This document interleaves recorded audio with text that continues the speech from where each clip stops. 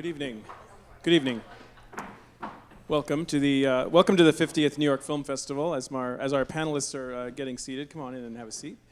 It's a casual space. This is a space that David Rockwell calls the living room of Lincoln Center. Welcome to the 50th New York Film Festival, and welcome to the Eleanor Bunin Monroe Film Center. My name is Eugene Hernandez from the Film Society of Lincoln Center.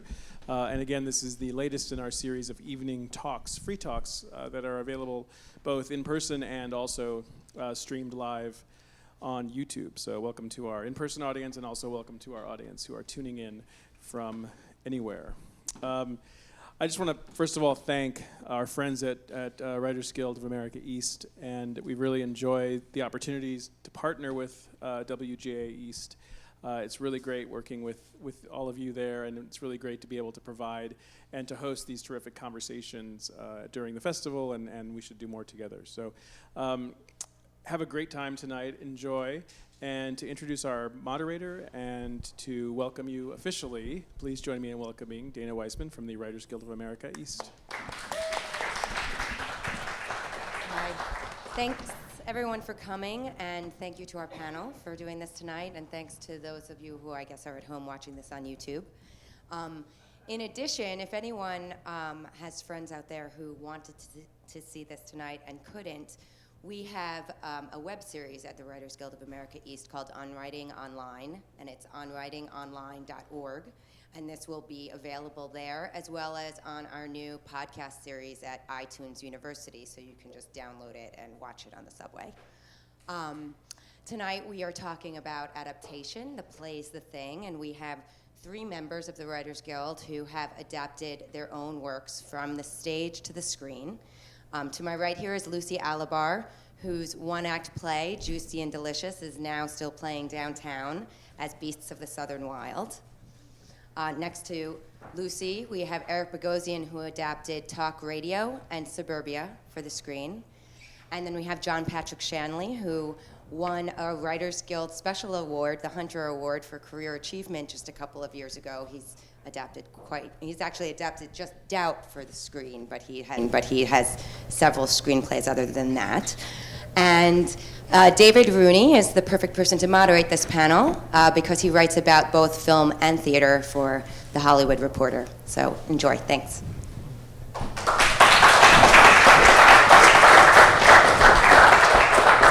Welcome everybody, and what a great panel we have.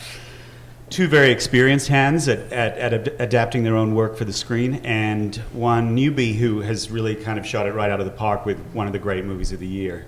I just wonder, at what point in the gestation of these plays did it come into your mind that they might be a movie? Was it during conception or after the play was done?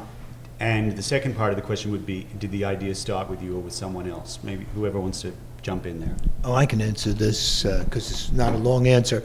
I never thought about making it Doubt was a play, and I never thought about making it into a film until Scott Rudin said, I want to make it into a film and I think you should direct it.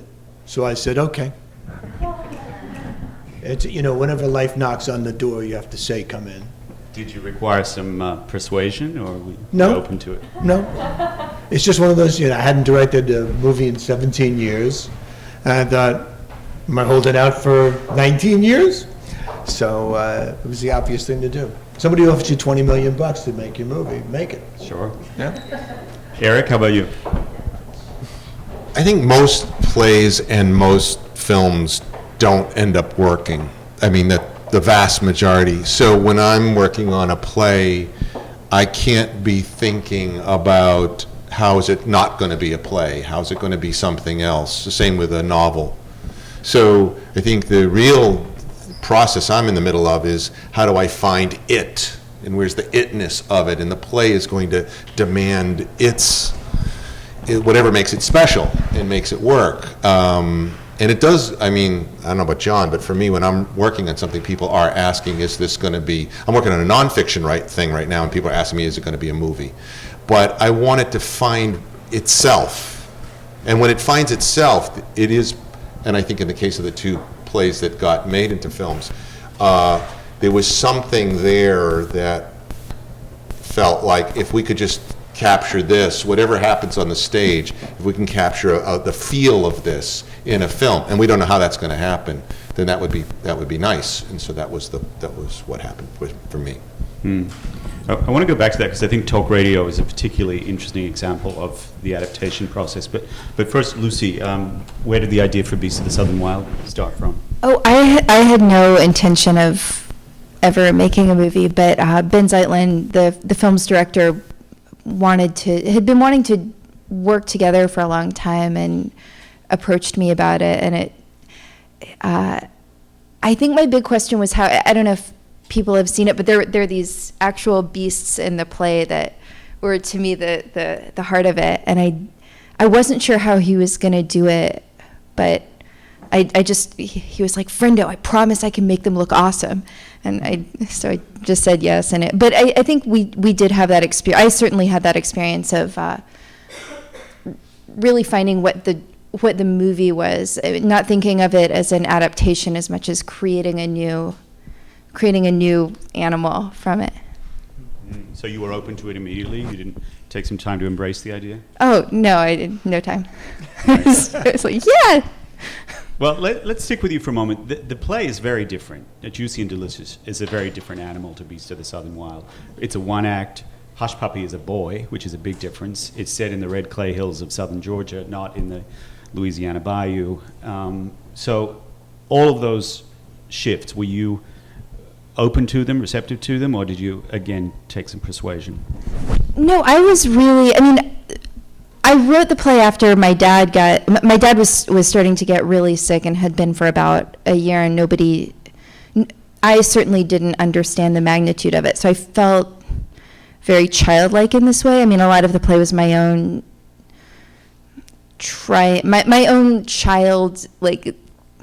child brain working. Like I felt very reduced in a lot of ways while I was watching him deal with that.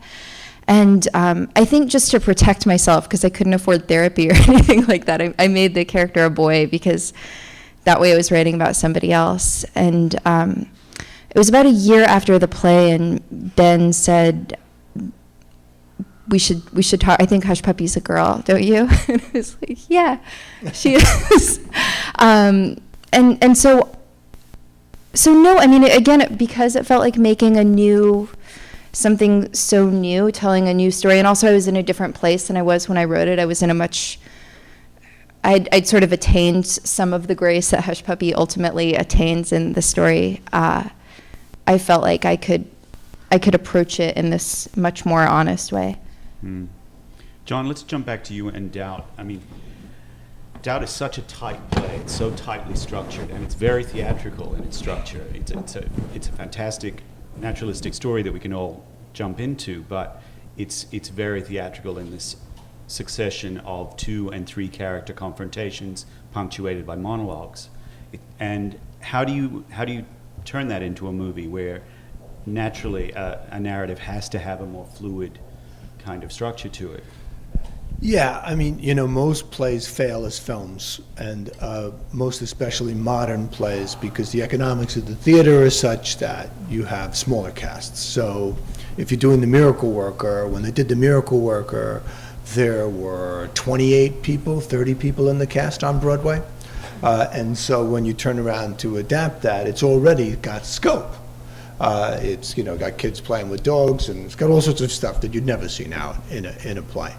And so when you get around to the time of like Crimes of the Heart, you make a movie, and it's 4 people in a house, you're begging for trouble. It's just not cinematic. And when I agreed to make the film, I had no idea how to make it into a film.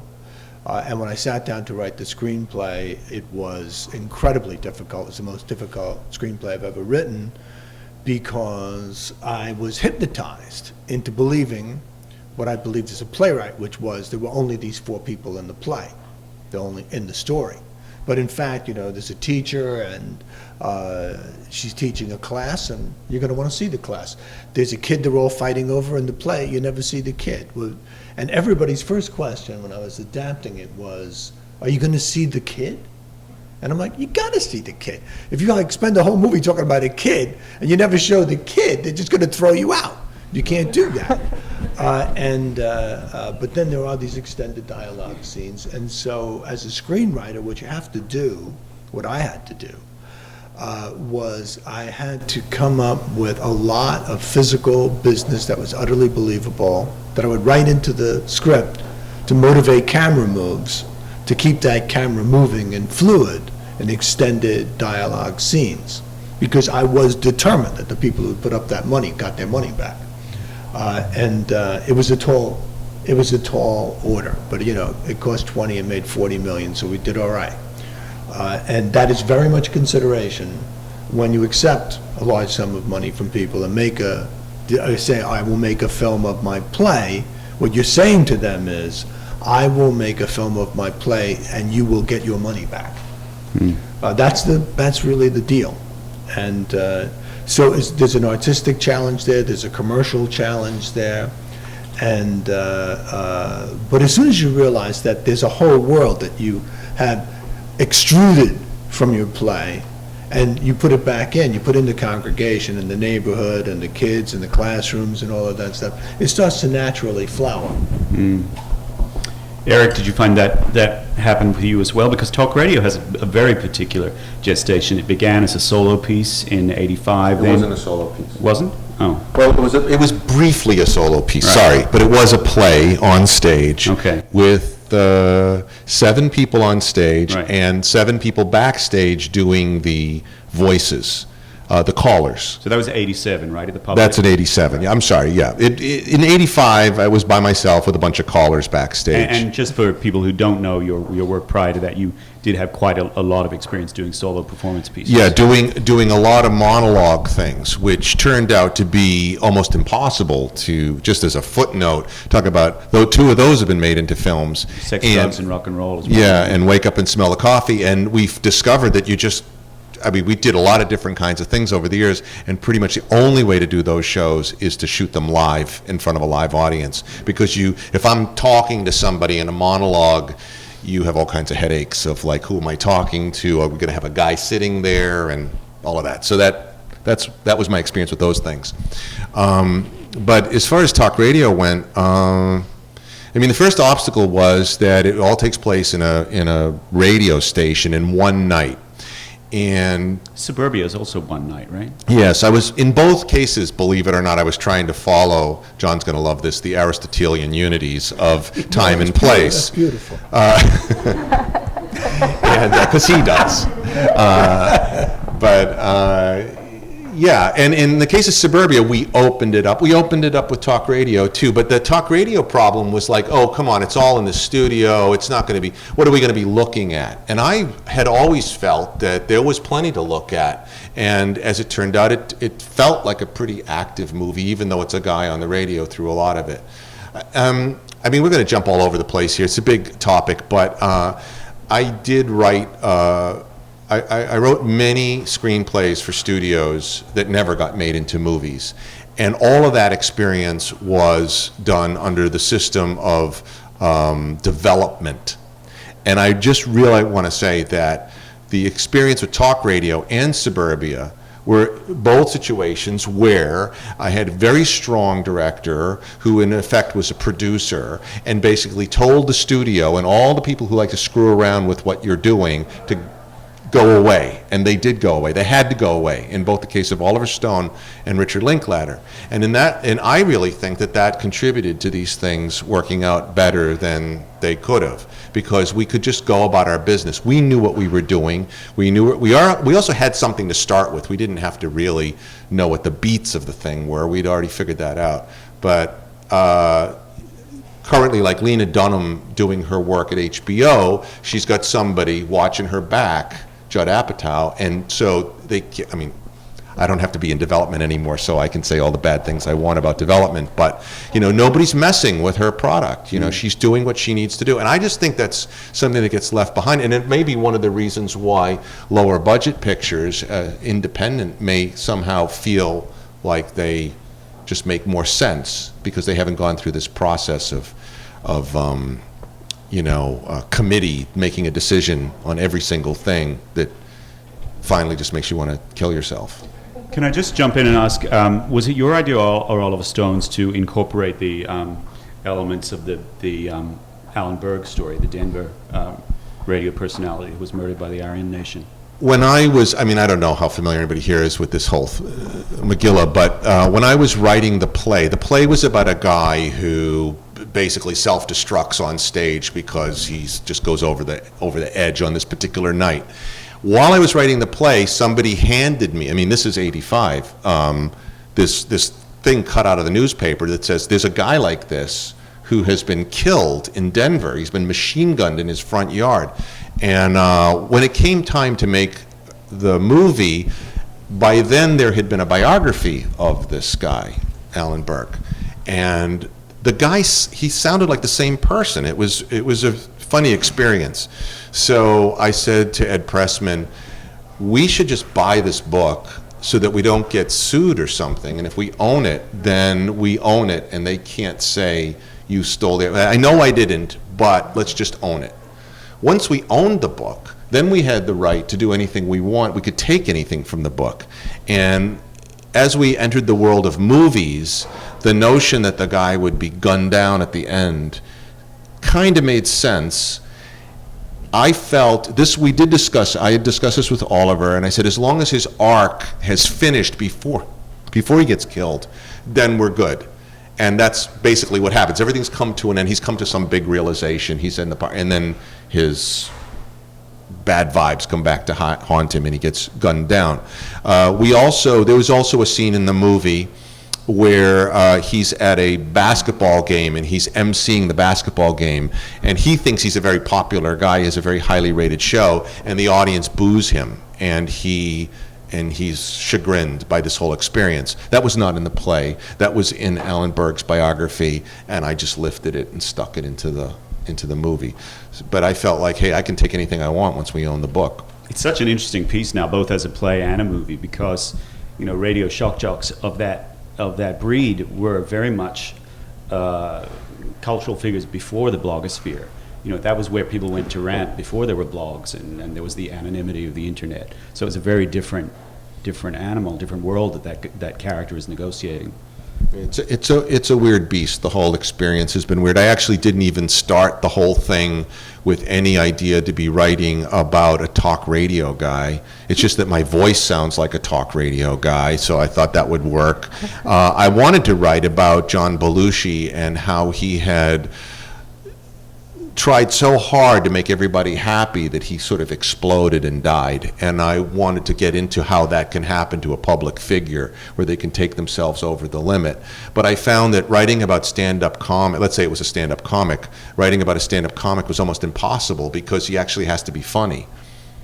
But if I wrote a talk radio guy and he has a sharp answer for everybody who calls him, I could spend weeks coming up with the sharp answer. And it would seem like he was just coming. In fact, people have asked me, why don't you do that? Why, you'd be perfect. And I've tried it like once or twice, and it's impossible. I do not have the ability to come back with the snappy retort. So yeah, I'm very thankful for talk radio as a experience. It was a good thing. Right. So Eric, you had Oliver Stone in your corner and Richard Linklater on Suburbia. John, you had Scott Rudin on Doubt. Lucy, you were kind of out there in the wilderness with a tiny little budget and a director that was pretty well untested, unknown to the rest of us. Tell us about the experience. Was the adaptation process and seeing your play turn into another version, was it a smooth process, bumpy?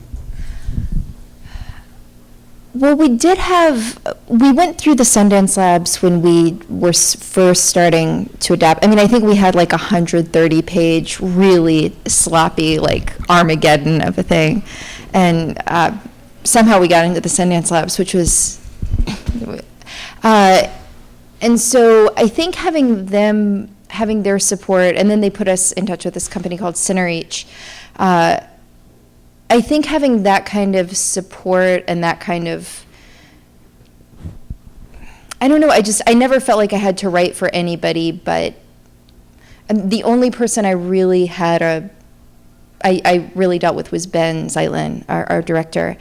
And And because he's such a close friend, because we've known each other since we were 14, it felt very, we definitely had like fights. Like sometimes it felt like, I remember when we were all done writing, or all about to go into shooting, I was like, well, I think I'd be really good at being married now. Like, I know what that's like. So, like, because you can't drop out of it. I mean, if you drop out of it, I wasn't going to, that's just never an option. And so you really learn how to communicate in a way that gets you what you want, instead of, and like being able to admit when something isn't working. It was a really eye-opening experience for me, never having been married. So I guess I'll say that it never felt rocky, but we did have some like 3-day-long fights.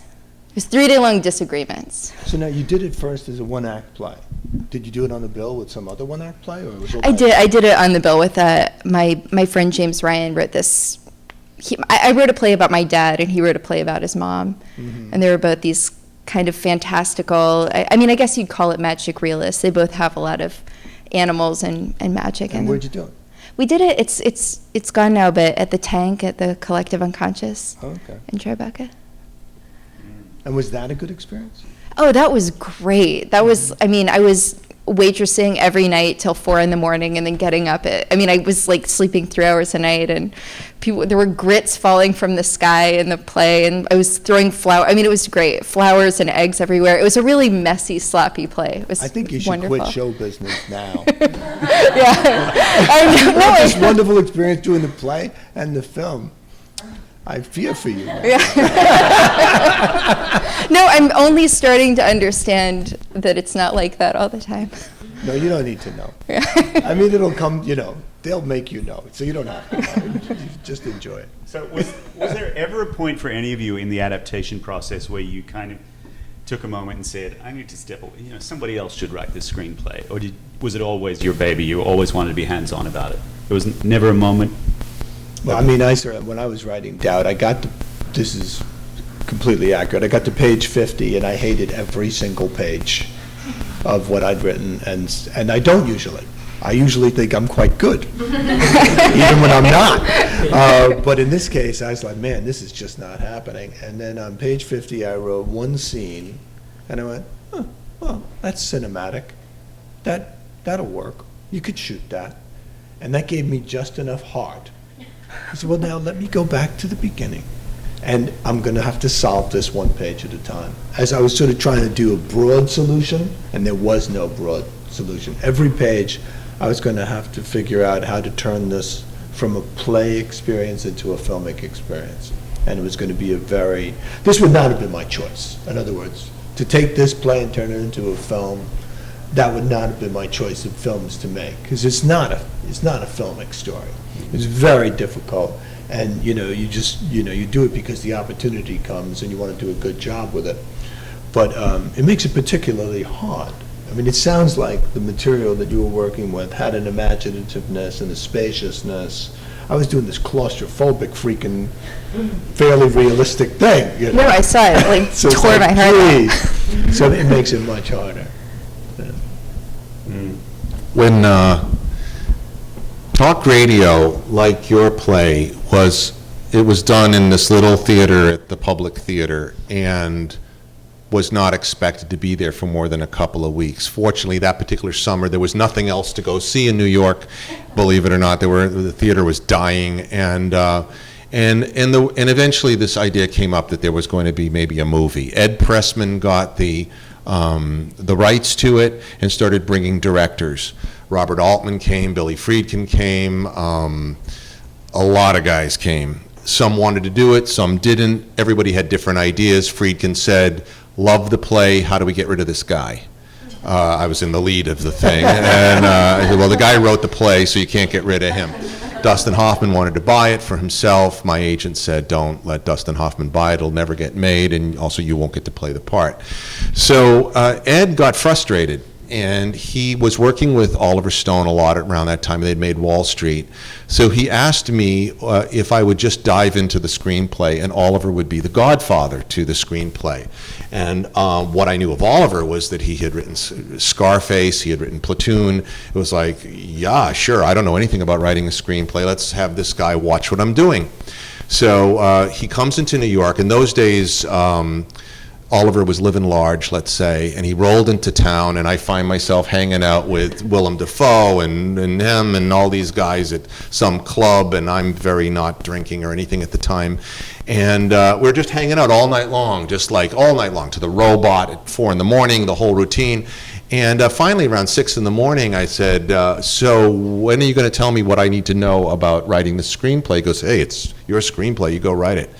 So I'm like, okay. So I go off I get out the screenplay, you know, what's it, Sid Newfield or whatever the guy's name is, though, and I get out the books and I break it all down and I start writing the screenplay. 2 months later, I send it off to Ed and to Oliver, and I get ready to go on a vacation to Australia with my wife. My wife's from Australia. I get a phone call at a Christmas party. We're going to be leaving the next day on a plane. This is before laptops or anything. And it's Oliver. And it's like, hey, man, I'm in the airport in Miami. I'm on my way to go see Castro. And listen, Ben, what have you been doing? This is a piece of shit. You know, you got to, you know, this is the worst crap I've ever read. I said, well, what should I do? What should I change? He goes, I don't know, man. I have some notes here somewhere. I don't know. Listen, the second act, you got to rewrite the second act. I don't know. Listen, hey, my plane's coming. I'll see you.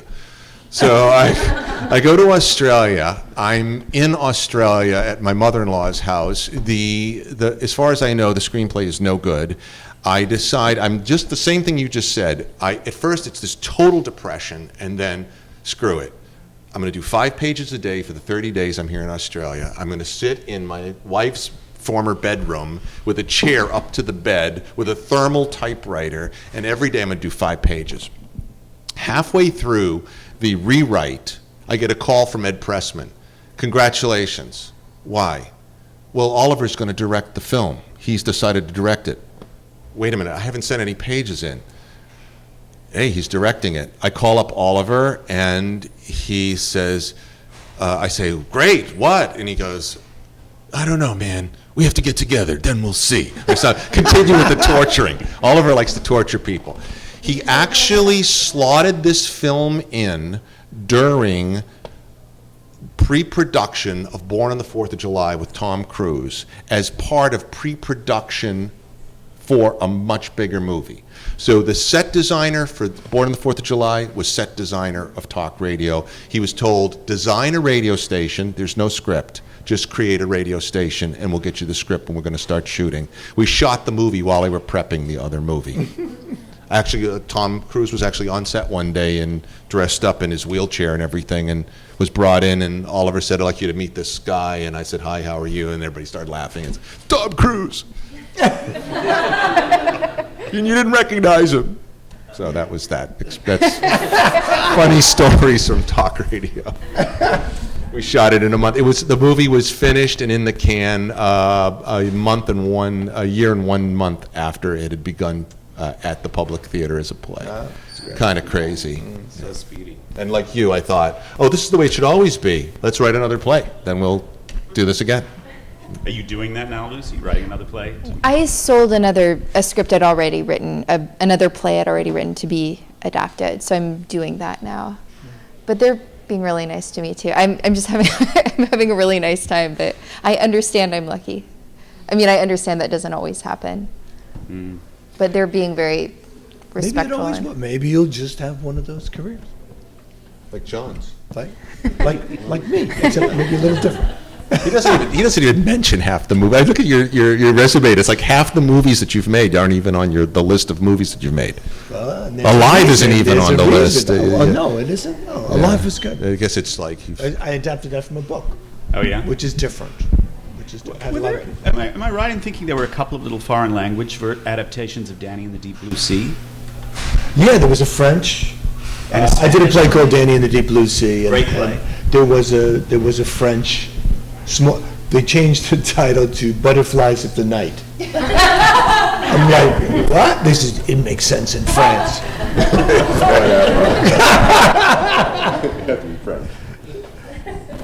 But you weren't involved in the screenwriting for those? No. Was I? No. No, what happened was they shot the play. Oh, okay. So there was, in effect, no adaptation except a filmic approach to a stage play. So we touched on some of the challenges of making a movie, of adapting anything from one medium to another. What are some of the rewards? There must have been great things that you could do in a movie that you couldn't do on stage. Were there any particular incidences of that you'd like to talk about? Anyone? I want to go for well, in Doubt, he has the sermon about the feathers being thrown off a rooftop, and that was like gossip. You can't go back and gather up all those feathers. So in the movie, I could throw a lot of feathers in the air and have them photographed. That's about it. No, you could do a scene with the priests having a jocular dinner and eating red meat and smoking and drinking whiskey, and then cut to sepulchral silence in the nuns, the convent's dining room, as they, under a vow of silence, have their meal, which is actually accurate. And that turned out to be, a very big laugh in the movie. But it's a laugh based on real oppression. It's interesting you mentioned that the sermon about the feathers, and the sermon is one of two sermons in the play, and then there's also the speech that the priest gives to his kids on the basketball team in the locker room.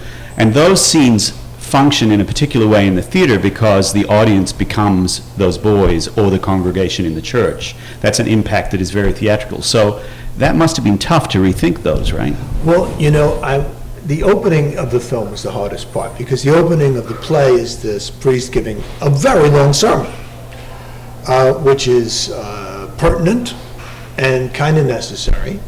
And yet, if you open a movie with that kind of monologue, you're pretty much dead. And so I couldn't figure out exactly what to do until we were on a scout, and was scouting this church for that sermon. And because I knew I would have parishioners, so I could do reaction shots of the parishioners, but I knew that was lame. And then I realized what my problem was. And my problem was, if this guy was allowed to give this speech at the top of the film, uninterrupted, then he was the main character. And we had a static film. And that I needed to introduce the opposition, because there's no reason to listen to this guy. So that's why we get Sister Aloysius. And so I came up with staging a fairly dramatic entrance for Sister Aloysius, who is the person who is going to oppose him throughout the story during his sermon, and by her physical presence undercutting his sermon and judging his sermon to give us a point of view on it. And I think that was one of the smart decisions I made.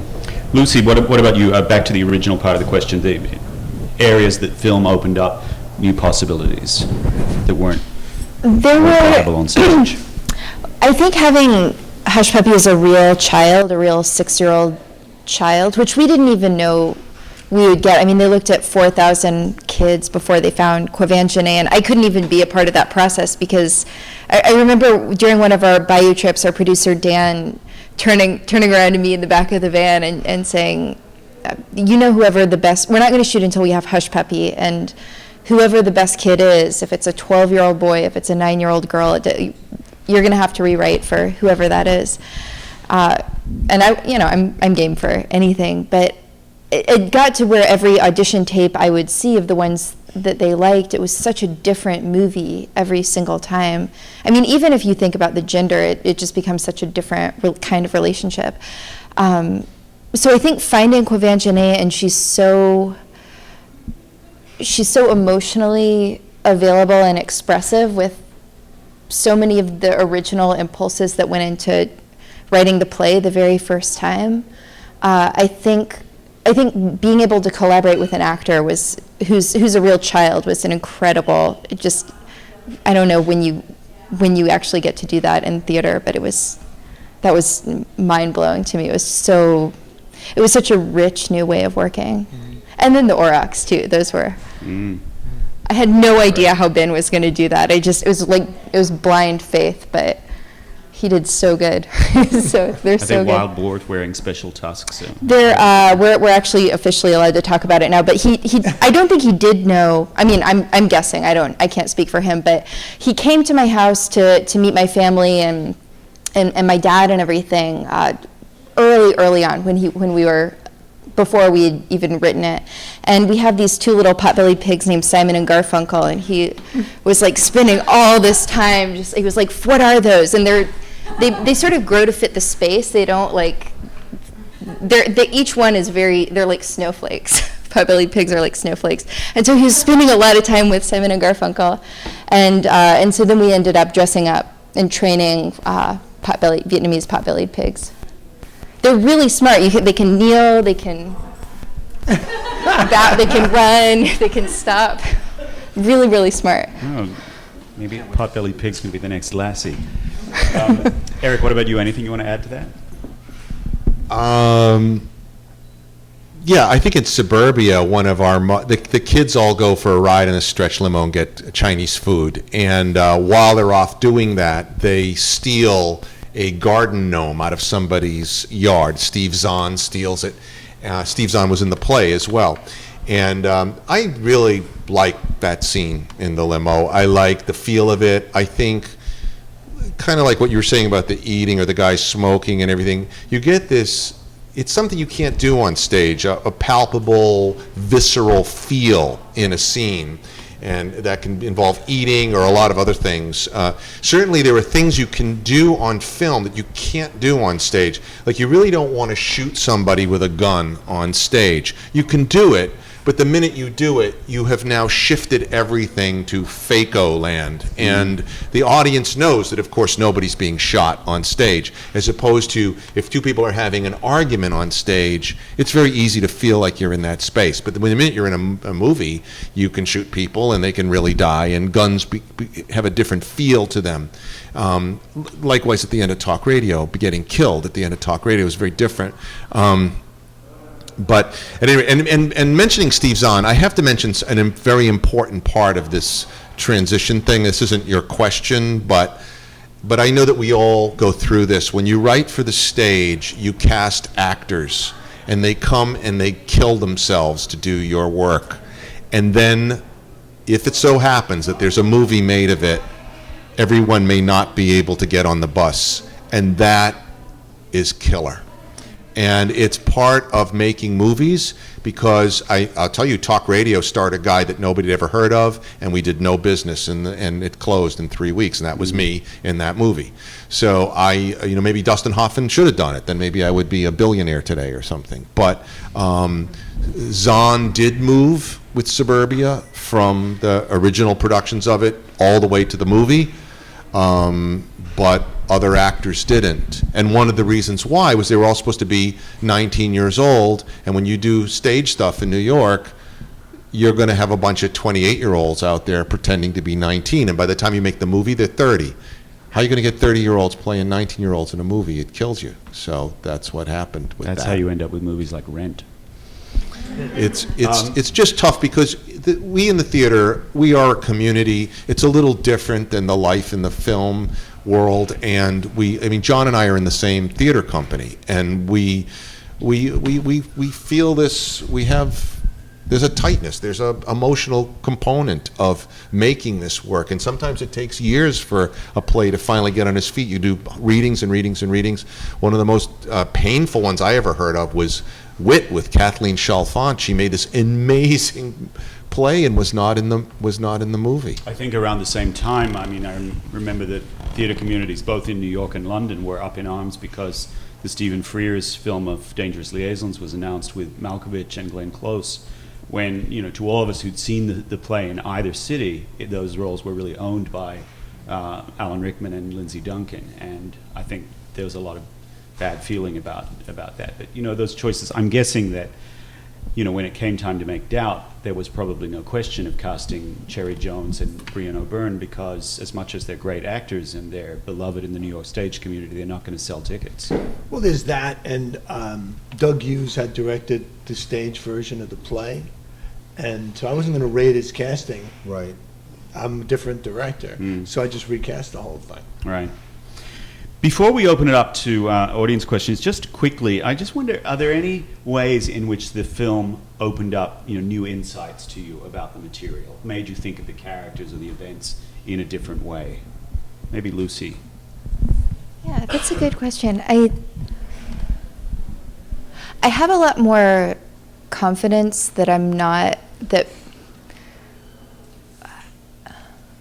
think that if there's an emotional route to what you write, it doesn't matter, as long as it feels like what something looks like. Like, I wanted to make a play that looks like what watching your father go through this decline feels like.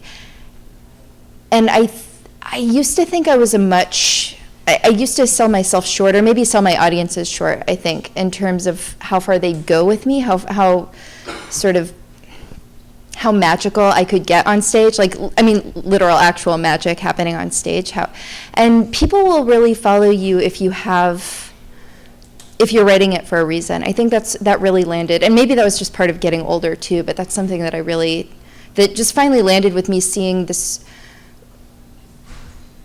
how people receive the movie now, who a lot of people aren't people that go to the theater and are used, or I would, I don't know, I would assume are used to much more realism, and people really follow it, which I love. It's beautiful.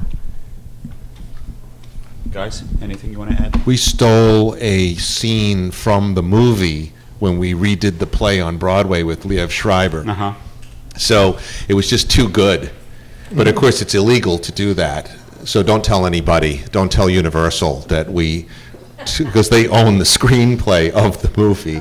And there's a scene where I open this box up with a rat in it, and then there's this Confederate flag. And this was definitely an Oliver Stone thing, because he actually didn't tell me there was going to be a rat in the box, and they just put the box in front of me one day on set, and there was a dead rat in the box. But at any rate, so when we did it on Broadway, it was we thought, Bob Falls and I thought, yeah, let's raid the movie. If there's anything good in the movie to take, let's grab it. So we grabbed it. Bob Falls had directed Suburbia. Yeah, Bob Falls directed Suburbia, and he directed Talk Radio on Broadway. How was that experience, just quickly, watching Liev Schreiber play a role that you had created? Great. I'd much rather not be working. I'd much rather be sitting in the audience and watching somebody else kill themselves every night. So, John? Well, actually, I'm doing an opera of Doubt now, and rated the screenplay for several things. Really? But actually also got permission. Oh, you got permission from the studio to do that. People have to talk rationally. Somehow, even the studio understands there's no money in opera. Yeah. You can actually get through to them with that. But in doing the photographing the story of Doubt as a film, I was able to go back to the neighborhood that I grew up in, shoot on the street that I grew up on, shoot the church school that I went to. And so you have that kind of texture. The Bronx, in case anyone's not familiar with the film. Was so, it's kind of a mythic thing to go back into your own life and recreate stuff from your own life, which I got to do in that film. Let's hear some questions. Anybody in the audience? Right here in the middle. If you could just wait for the mic. Waiting for the mic. Good? Okay? Yeah. You said, so when you originally wrote the play, the Hush Puppy character was a male. Did you say 12 years old? I'm sorry. He was played by a 22-year-old actor playing a teenager, which, And so when you cast the actress, I forget her name. Quivan So Janae. wonderful. So good. Did the character change a lot? I'm assuming it did, but did you improvise with her? Did the script change a lot? How did she influence the way the character changed in the script?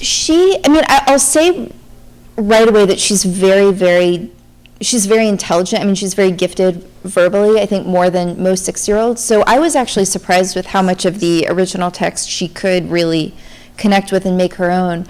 And honestly, I really think she helped pare the script down to, the sections that ended up being cut that she couldn't say were all the sections that I was like, I'm a really good writer. This is really beautiful. This sounds so good. But it didn't have a function. It didn't have, or even a real emotional root. It was me sort of thinking I was a good writer, and I wasn't. So I would say she helped to really find the necessity and the emotional core of it and really pare it down. And also her face is so expressive that, I'd say a lot, or not a lot. It's hard for me to remember because it changed so much in pre-production, and then I felt like I did a whole rewrite for her, but I don't think it changed a significant amount. I think she really found the core of that character and helped us all to find that as well. Was improvisation a big part of the process? Yeah, more for Dwight Henry's character, the father, because I don't have children, but nobody who was working in the movie is close to having children, which is good. But so I didn't know how, I know how my dad is in his own life, but torturing your characters and putting them under these circumstances, I didn't always know how a father with a young child would react. And he was a really good sort of barometer for that. And there'd be times he'd be like, no. So. Let me just leap in with a little adjunct question to that. In future productions of Juicy and Delicious, do you want to do it with Hush Puppy as a girl? Oh, absolutely. Well, I found there to be a lot of, there was this real opening that happened when just seeing so many different Hush Puppies, and I think because the story's about, writing it, even before I was writing it, it really made me realize that losing a parent is this truly universal, one of the core universal experiences we all have as humans, everywhere. And I think that's something, in the version that I published, I said that I am open to Hush Puppy. I now writing Hush Puppy as a girl, but I'm open to. There's not a rule. Do you have productions coming up? Not that I know of. Has it been published? It has been published. We just Division Books. Oh, but it hasn't been like. It hasn't been. No, it just happened. Play service or. No, I don't. It really just happened. I think September, in the middle of September, it happened. So it feels like it just. Yeah. How about another question in the back here? If we could pass the mic back. Hi. So you talked about theater, being a community of closeness, and when you're developing something in theater, you can workshop it, like you said, over the course of several years. You get to make some changes, throw it up in front of an audience, get that sort of audience response. So I'm curious about your experiences, really to all three of you, but Eric, you're the one that mentioned it. In terms of writing a screenplay, you don't really have that audience you could throw up to. You could do a reading, but nobody really does a test screening to see how this film sort of works visually, so you don't have that response. So can you talk a little bit about how that affects the writing process for you? I think all writers eventually become actors in their head, and they play the parts as they're writing it, and it's always a good idea to read your stuff out loud. There are readings of screenplays. People do it all the time. I don't know that that's necessarily going to tell you anything about whether it's going to make a good movie or not. And I think the only way to really know how to make a good movie is to have experience making movies. Maybe if you're an editor, you will learn a lot about movies over time. A lot of very good screenwriters have become good directors. But my experience is limited because I didn't end up getting out of the box with anything that was written specifically for film. And so I'm going to defer to the guy who has the experience with this. What's the question? So developing. Well, A couple of things. One is, in my case, I wandered in the wilderness of theater, doing play after play after play, plays that were not produced, but I would do readings, cold readings, stage readings of many, many plays. And then I had productions in addition to that for probably 14 years. I sat in the audience and watched those plays, and I became part of the audience. And when I write, I am the audience. And I feel the thing from that point of view. When you write a film, the camera is the audience. And it's sort of like, what's interesting to you at this moment?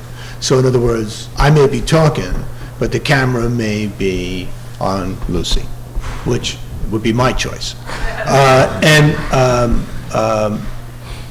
The camera is an emotional center, and it's got to be a consciousness, and it's got to be the artist's consciousness, so that, if you ever see like a car hit a bicycle, there's an order to the way that you see things. You'll be looking at something else. You won't be looking at that. And so you look at a woman in front of you and you say, yeah, she's got 2 shopping bags, so I think that handle's going to rip. And so the camera, to replicate that feeling, will be on her and have that happen, and then jump cut to that, and then come to the reaction of the watcher, and you've got 3 shots then. And you've got the capturing of a visceral experience that you had. And as a storyteller, you go in there and you try to subjectively have the experience and take that camera where the audience wants that camera to be. Like Roman Polanski, I remember the guy, I forget the famous cameraman who shot Rosemary's Baby, and Polanski had this scene with Mia Farrow and Cassavetes in this bedroom, and Polanski said, put the camera here. And it was outside the door, and he had the door open a little bit. And the cameraman was like, that's not the right place to put the camera. So Polanski said, put it there.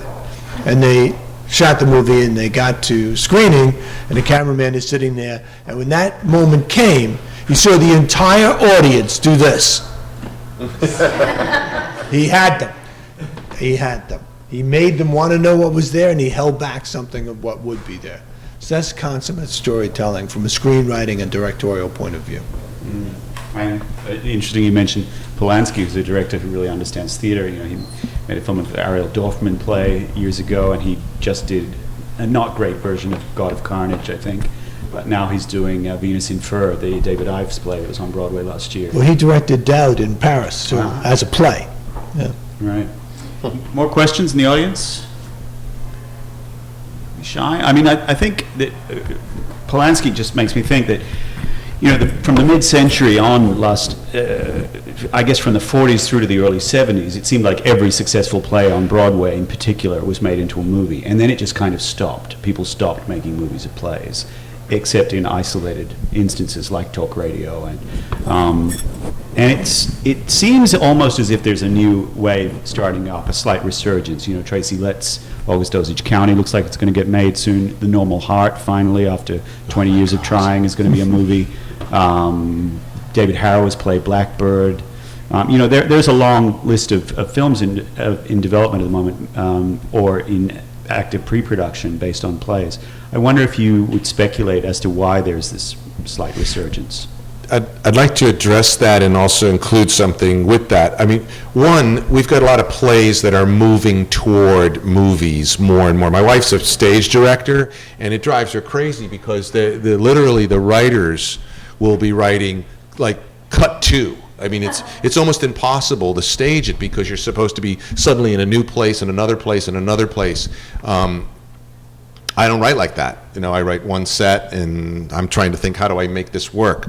But the other thing that really showed up in both of the movies that I did was the consistency of the actors in the universe that they were in. I had stage actors for the most part in talk radio. Talk radio had Alec Baldwin, who had a lot of stage experience, Michael Wincott, a whole bunch of people who knew what to do. And what happened was they consistently lived in the same reality in the film. So when the people start watching the film, they go into that sort of Elia Kazan overly dramatic thing, and they get it. That's what this is going to be. That's the rules of engagement here.